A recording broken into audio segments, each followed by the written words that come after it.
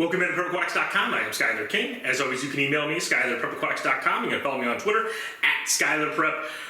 Recapping the first week of conference meets. I got to go to 2 of them. We'll briefly touch on some of these others, as now it's nothing but lineup decisions for the teams that swam this past weekend. They'll have this upcoming weekend off, and before the sectional. Meanwhile, we had the North Shore teams that were off this past weekend, even though we had some JV and freshman meets that we always have, but their varsity were not competing until this upcoming weekend. Duquesne Conference, St. Charles North wins this one relatively easily. A lot of these conference meets, as we discussed last week, kind of turn into dual meets between the top teams, and it's hard for some of the other schools to get in between. St. Charles North obviously has the star power there with View and Stavropoulos, and they were able to beat East relatively easily.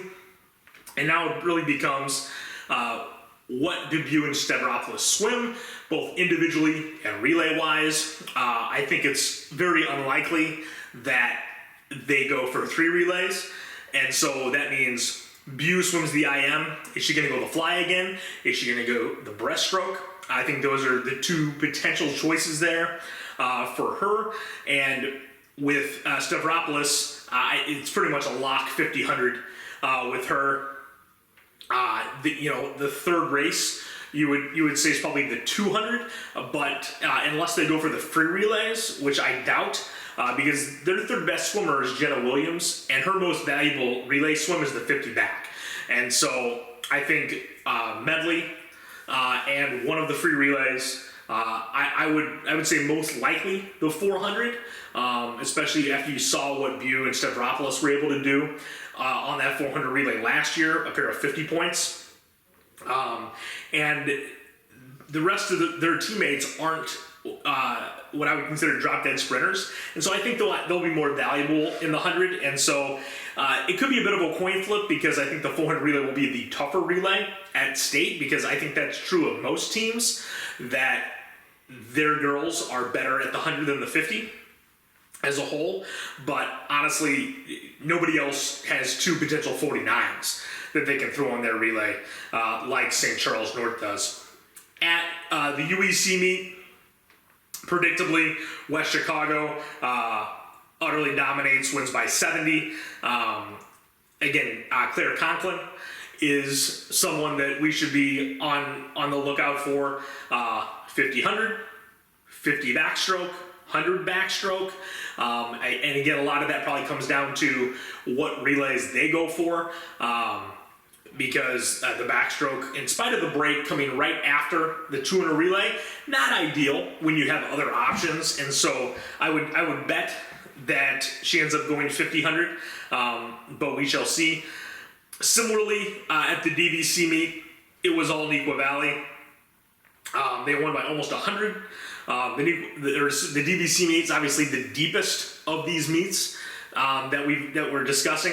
And so it was easier for Neuqua to separate, because Wabanzi, Mattia, etc. Are able to knock Naperville North, who got second, off more frequently than we had in some of these other meets. And they went all 3 levels.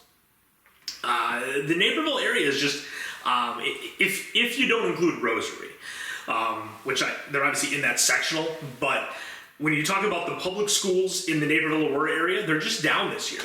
And so, Neuqua is clearly the best right now as we near the end. And I never like to count out a Mike Adams-led team from state points, but clearly they were hit hard by graduation. And so Neuqua is really carrying the torch for these Naperville-Aurora public schools at this point. So to the meets that I went to, Friday night, I got there right as the medley started, and this was a meet that is pretty much always an LT Hinsdale Central dual meet. The one thing I learned, and because as I mentioned when I did the revised predictions, I was really concerned about the status of Sadie Murphy. Ran into some Oak Park people, and they told me that she quit after that Kendall Pickering Invitational early in the year to focus on college trips. Unfortunate that occurred. She's signed with Louisville now, so hopefully that all works out for her. But we're going to be missing a big talent at State, and so for anyone potentially going IM backstroke, that opens up some spots for those girls. At the WSC meet, the big swing here is that LT won all 3 relays with relative ease, which surprised me. Hinsdale Central was missing Lilia Barber, the freshman daughter of Coach Bob Barber, and so that was a blow, and that could have potentially swung a relay or two. But I think that's probably that would have been a big ask potentially. The 200 relay was probably going to be the closest. There was a half-second difference between LT and Hinsdale. The medley was relatively lopsided, and the 400 relay was 2.5 seconds. LT just continues to perform very well, especially in the relays, and they're going to be one of the more fascinating teams to see what they do with their individuals, because I think because of their depth, they're a team that's going to be able to go for 3 relays and still get a good amount of their kids 2 individual swims, because it's not just 4 or 5 kids that are carrying this team. It's really a collective, and I've said it before, I really think this LT team can come in, perform well at State, finish top 10, and really use that as a springboard to contend for a trophy next year, because the majority of these girls are going to be back and have that State experience, and really be ready to do even more. But just all meet long, I thought, at LT, they were at home, and they just looked sharper from beginning to end. It really, I kept waiting just because, frankly, I like meets that come down to the last relay at conference. Sectionals, I couldn't care less who wins or by how much. That's really what conference is for. Sectionals is really about who'd you qualify for state or the loose conference and qualify more kids than you than win and qualify less kids.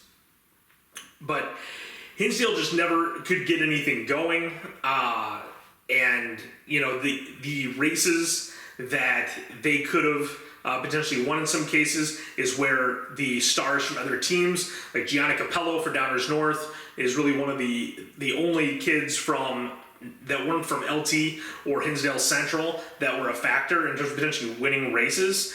And she wins the 200 free and Elizabeth Lehman second.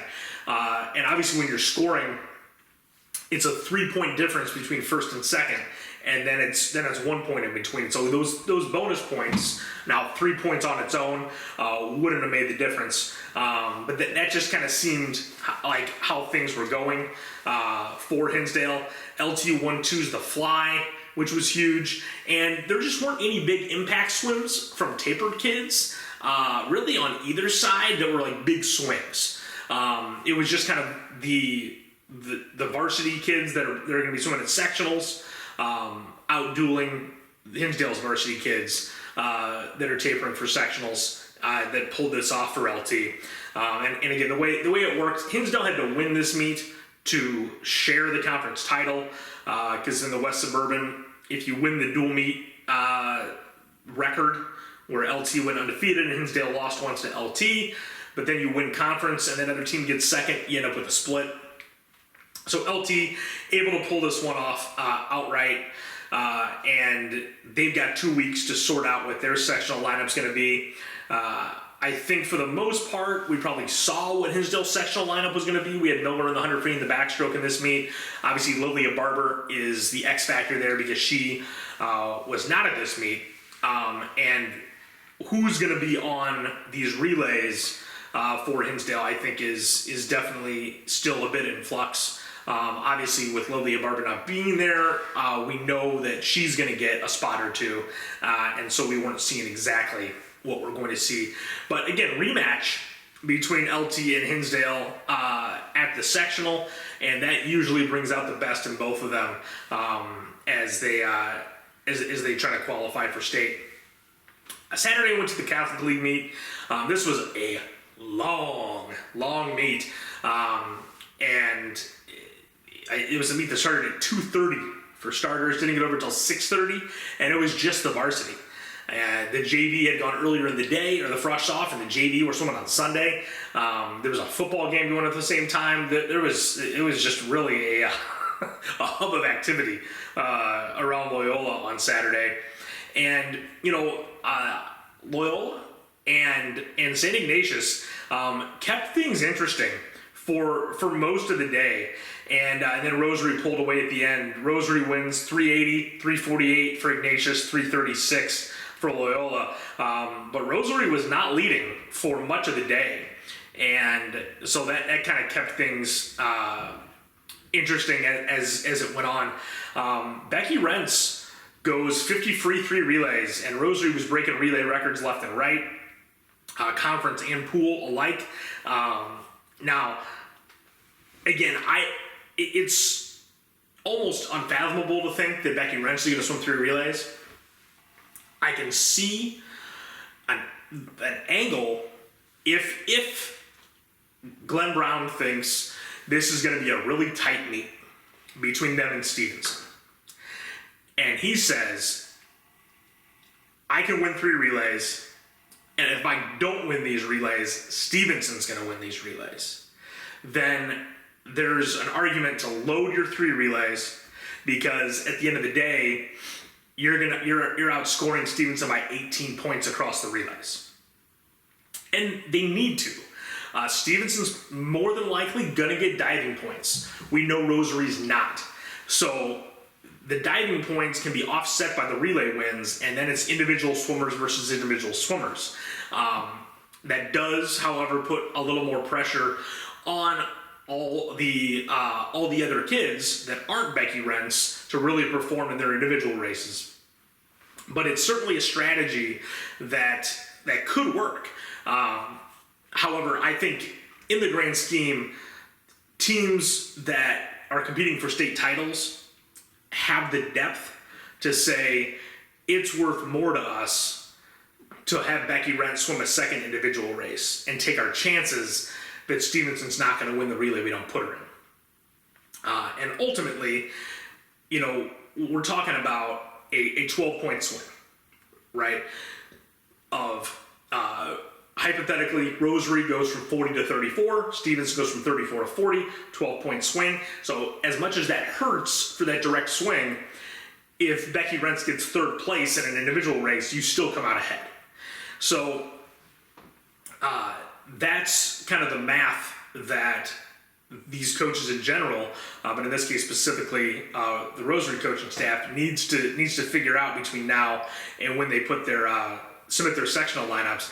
Obviously Naraki is going to score twice. Again, the way the lineup shakes out, if Rentz doesn't go the fly, you could definitely see them scoring 2 flyers with O'Connor and Nikula without Rentz being in there. And again, I think that's a move. 50, 100, or 103 relays in the scenario we're talking about make a lot of sense, because there's been no indication that Annika Parkey is not going to swim the 200 free and the 100 fly, and therefore, no, you shouldn't be trying those races if you could potentially win others. And Becky Rentz could win the 100 free if she swims it, and she could come back and win the fly next year when Parkey is not in high school any longer. So I think. We definitely saw some things from Loyola and Ignatius that are positive for 2 and 3 weeks from now. What I thought the most strange thing was that I saw was in the 500 free, and Lily Janowiak, freshman from Wheaton St. Francis, 5054 in the 500, suited. Now, for those of you who don't know, St. Francis barely has a team. She was one of, I think, 2 swimmers, 3 total swimmers for the day that were even in the last heat at this meet. And so it's not like she can't make the sectional lineup. And so it's very strange to me that someone that good would be tapered and suited at a conference meet. Unless for some reason she's going to be out of town for the sectional, which if you're a high school swimmer and you've made it this far in the season, why would you do that? But that was something that you don't see very often. That's something you see from a team like, New Trier over the years that has all this depth, so they have a 5:05 at conference because they're going to have 2 girls break 5 minutes. So very curious now to see what Lily Janowiak does at sectionals, if indeed she does show up there. I believe she'll be at that Naperville sectional with Rosary, because that was certainly a race that stood out as I was watching it. 11-second drop. So I don't think this is a situation where she just put the suit on for fun to get a feel for it. An 11-second drop sounds like a full taper to me. So that one's very unusual, especially considering the weakness of the 500 free. If I was her coach, if I thought she could go 5:05, I would generally have said, this is a girl that can probably score at state, and it's very, very strange to me. Obviously, Wheaton St. Francis, not a huge history of scoring at the state meet, and so maybe it was one of those things where they just didn't realize either that she was going to be that good, or that's what potentially what it would take. I actually hadn't looked it up until just now, so I'm pulling up prelims, and 5:08 was 16th last year. 5:06 was 15th. So if this had been state last year, she would have qualified 15th, which in this year would be a medal. And so it's going to be very unfortunate if that's going to be the case again, and she's not able to do it when it matters. This weekend, I'm going to be heading to the CSL South meet to see what that has to offer. It'll be interesting to see Evanston for really the first time. They haven't done much this year, but they always suit for the conference meet, and so it'll be interesting to see what type of performance they can put together. New Trier should win easily. Stevenson, likewise, at their conference meet, should and will win easily. And then it's a quick turnaround for these 2 trophy hopefuls. And I think Stevenson and New Trier have a number of lineup options that are going to be interesting to see how they play out. Stevenson's definitely got a lot of depth, and they certainly have some decisions to make, probably with multiple kids, like we discussed with Becky Rentz, where could they potentially go 3 relays and 1 individual race to try to win all 3 relays. That, honestly, I think would be one of the more fun scenarios, potentially, is both Stevenson and Rosary go for 3 loaded relays, and those 3 relays potentially decide the meet. And it comes down to that 400 relay. That's not something we hardly ever see, and it would certainly be a fun way to close out this season if it does come to fruition. Next time, we'll be recapping week 2 of conferences and looking ahead to sectionals. 3 weekends left in this season, seems to really have flown by, and hopefully nothing but fun and excitement here these last couple weekends. As always, you can email me, Skyler@prepaquatics.com. You can follow me on Twitter @SkylerPrep, and we'll be back next week here at prepaquatics.com.